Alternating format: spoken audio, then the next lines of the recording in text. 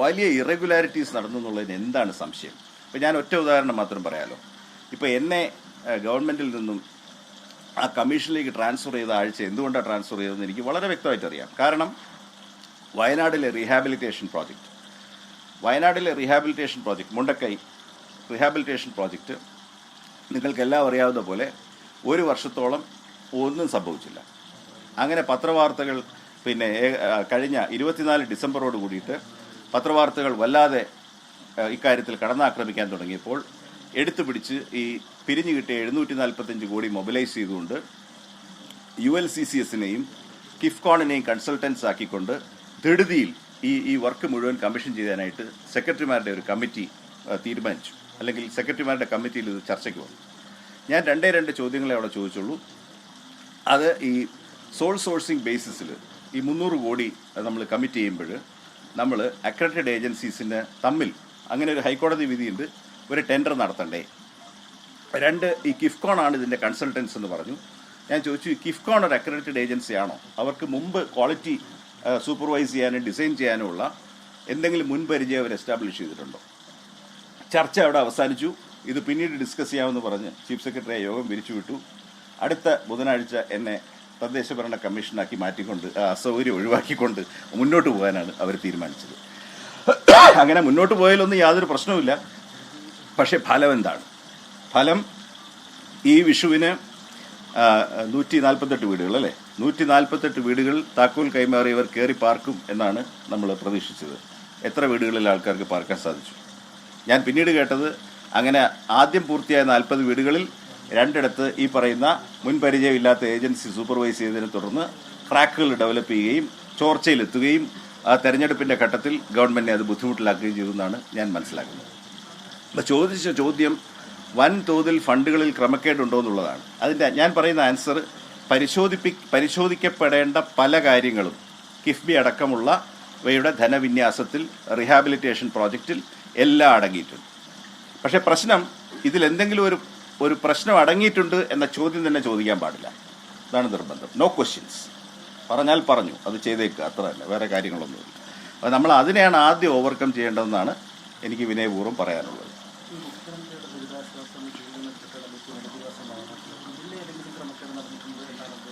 അതിനെപ്പറ്റി ഒരുപാട് public commentary വന്നിട്ടുണ്ട്. ഞാനത് വിശദമായിട്ട് പഠിച്ചിട്ടില്ല. CMDRF ഉപയോഗിച്ചിട്ട് നമുക്ക് ഒരു കൺസൾട്ടിങ് കമ്പനിയെ കൊണ്ട് വർക്ക് സൈറ്റ് എടുക്കാമോ? ULCCയെ പോലെ ഒരു സോൾ സോഴ്സിംഗ് കോൺട്രാക്ട് എടുത്തിട്ട് വീട് പണിയുന്ന ഭാഗം അവിടെ നിൽക്കട്ടെ, വീട് പണിയണ്ടെന്ന് ആരും പറയില്ല.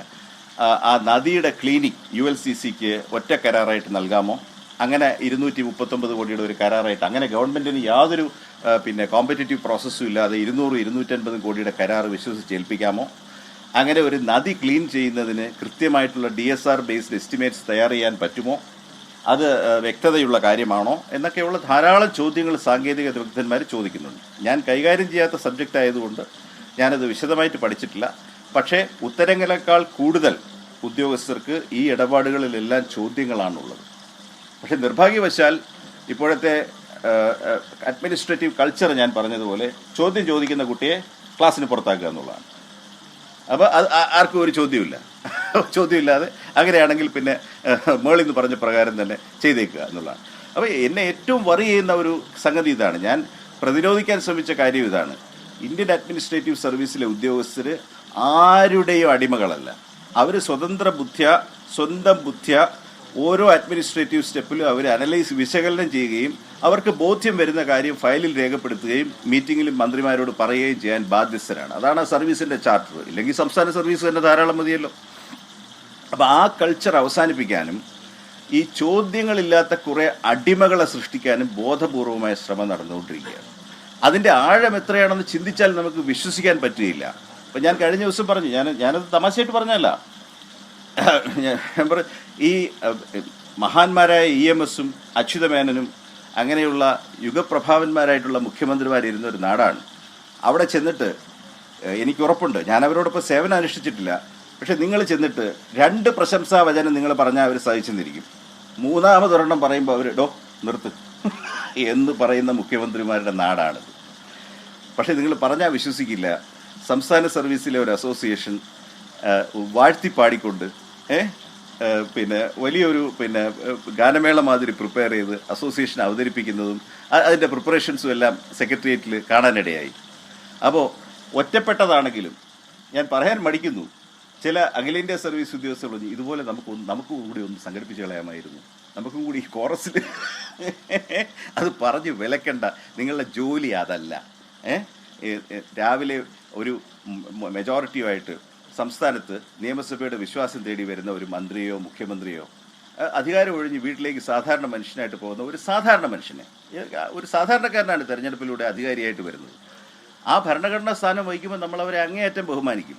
പക്ഷേ അതിൻ്റെ അർത്ഥം അവരുടെ വ്യക്തിത്വത്തെ വാഴ്ത്തിപ്പാടുക എന്നുള്ളതല്ല. അത് നിങ്ങളുടെ ജോലിയല്ല, മേലാൽ ഇത് മിണ്ടിയേക്കരുതെന്ന് പറഞ്ഞ് അവസാനിപ്പിക്കേണ്ട സന്ദർഭം പോലും കഴിഞ്ഞ 5 വർഷങ്ങൾക്കുള്ളിൽ ഈ അവകാശ പോരാട്ടങ്ങൾ നടക്കുന്നതിനിടയിൽ ഉണ്ടായിട്ടുണ്ട്. ഞാനത് സംഗതി വെച്ചാൽ നിങ്ങളോട് ഷെയർ ചെയ്യുകയാണ്. അപ്പോൾ അപകടകരമായ പല കാര്യങ്ങളിലേക്കും സിവിൽ സർവീസ് നീങ്ങിയതിൻ്റെ ഫലമാണ് എല്ലാവരും തങ്ങളുടെ അടിമകളാണെന്നും ഇങ്ങോട്ട് ചോദിച്ചു മാത്രം എല്ലാം ചെയ്താൽ മതിയെന്നുള്ള ഒരു മുഷ്കിലൂന്നിയിട്ടുള്ള ഒരു രാജകീയ ഭരണകാലത്തെ സമീപനം.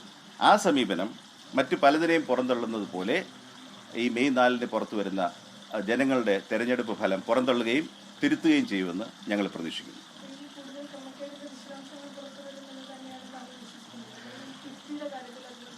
സർക്കാരിന് മുന്നോട്ട് പോകാൻ കഴിയില്ലല്ലോ. അങ്ങനെ തിരുത്താനല്ലെന്നുണ്ടെങ്കിൽ പിന്നെ തുടർഭരണം തന്നെ നടത്തിയാൽ പോരെ. ഇത് തിരുത്തും എന്നുള്ള വാഗ്ദാനം മുന്നിൽ വെച്ചിട്ടാണ് സ്വാഭാവികമായിട്ടും ജനങ്ങൾ പുതിയൊരു ഗവൺമെൻറ്റിനെ എൻഡോഴ്സ് ചെയ്യുന്നത്. അപ്പോൾ ആ ഗവൺമെൻറ്റിന് ഇത് കൂലങ്കഷമായിട്ട് പരിശോധിക്കാനും ഇതിൽ ബോധപൂർവമായ വീഴ്ചകൾ വരുത്തിയിട്ടുള്ള ഉദ്യോഗസ്ഥന്മാരിൽ നിന്നും അവർ കൊടുക്കേണ്ടതായ അക്കൗണ്ടബിലിറ്റി ഡിമാൻഡ് ചെയ്യാനും അതിൽ വേണ്ട നടപടികൾ സ്വീകരിച്ചുകൊണ്ട് മാത്രമേ മുന്നോട്ട് പോവുള്ളൂ. അക്കാര്യത്തിൽ ഇതൊന്നും രഹസ്യമൊന്നുമല്ല, സിസ്റ്റത്തിലുള്ള എല്ലാ ആളുകൾക്കും അറിയാവുന്ന ക്രമക്കേടുകളും ഡിപ്പാർച്ചേഴ്സും തന്നെയാണ്. അതുപോലെ സിഗ്നലായിട്ടുള്ള ക്രിമിനൽ കേസുകൾ, ഇപ്പം വനം കൊള്ളയുടെ കേസുകൾ എടുത്തു നോക്കും.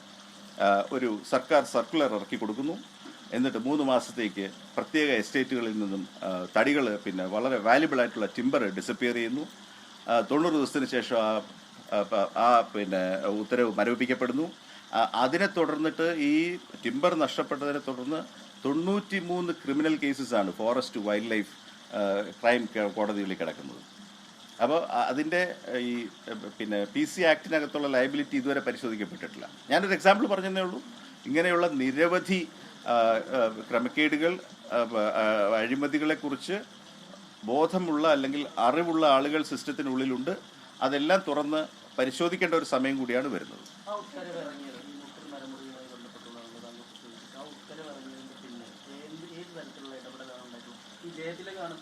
അല്ല, ഞാനിപ്പോൾ ഈ സ്റ്റേജിൽ പേരുകളോ അല്ലെങ്കിൽ ആരെ റെസ്പോൺസിബിലിറ്റി ഫിക്സ് ചെയ്യുന്നതിൻ്റെ ജോലിയല്ല. പക്ഷേ ഒരു ഘട്ടത്തിൽ ആ ഇറങ്ങിയ സർക്കുലറും വനത്തിൻ്റെ ചട്ടവും അതിൽ നിയമവകുപ്പ് കൊടുത്ത ഉപദേശവും അതിൽ അന്നത്തെ കേസിൽ അപ്പിയർ ചെയ്ത പബ്ലിക് പ്രോസിക്യൂട്ടറുടെ ഒപ്പീനിയനും ഒരാൾ അക്കാഡമിക് ഇൻട്രസ്റ്റിൽ എനിക്ക് വായിക്കാനായിട്ട് തന്നു. വളരെ അസാധാരണമെന്ന് മാത്രമേ പറയാൻ പറ്റുള്ളൂ. അങ്ങേയറ്റം അസാധാരണമായിട്ടുള്ള നടപടികളാണ് ആ രേഖകൾ വായിച്ചപ്പോൾ എനിക്ക് ബോധ്യപ്പെട്ടത്. അപ്പോൾ ഗൗരവമായിട്ട്, അതുകൊണ്ട് അതിൻ്റെ ഡീറ്റെയിൽസിലേക്ക് പോകുന്നത് എൻ്റെ ജോലിയല്ല. അതൊന്നും ഞാൻ കൈകാര്യം ചെയ്ത വകുപ്പുകളിലെ വിഷയമല്ല, റവന്യൂ വനം വകുപ്പുകളിലെ വിഷയമാണ്. അങ്ങനെ ഡസൻ കണക്കിന് വിഷയങ്ങൾ വകുപ്പുകളിൽ കിടക്കുകയാണ്.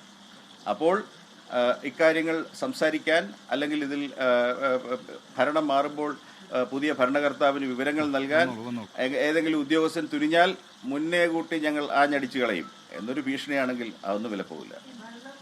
സംസ്ഥാന സർക്കാരിനും മുഖ്യമന്ത്രിക്കും മുഖ്യമന്ത്രിയുടെ ചീഫ് പ്രിൻസിപ്പൽ സെക്രട്ടറിയും കിഫ്ബിയുടെ തലപ്പത്തുള്ള മുതിർന്ന റിട്ടയർഡ് IAS ഉദ്യോഗസ്ഥനുമായ KM എബ്രഹാമിനെതിരെയും രൂക്ഷ വിമർശനങ്ങളാണ് ഡോക്ടർ B അശോക് ഉന്നയിച്ചിരിക്കുന്നത്. അദ്ദേഹത്തെ കഴിഞ്ഞ ദിവസമാണ് സൈനിക യുവജനക്ഷേമ പ്രിൻസിപ്പൽ സെക്രട്ടറി സ്ഥാനത്ത് നിന്ന് സസ്പെൻഡ് ചെയ്തത്. അദ്ദേഹം കാർഷിക സർവകലാശാലയുടെ VC കൂടിയാണ്.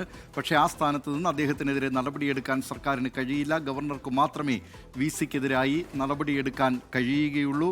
ഈ സസ്പെൻഷൻ ഉത്തരവ് താൻ ചവറ്റുകൊട്ടയിലിടുന്നു എന്നാണ് ഇപ്പോൾ ഡോക്ടർ B അശോക് പ്രതികരിച്ചിട്ടുള്ളത്.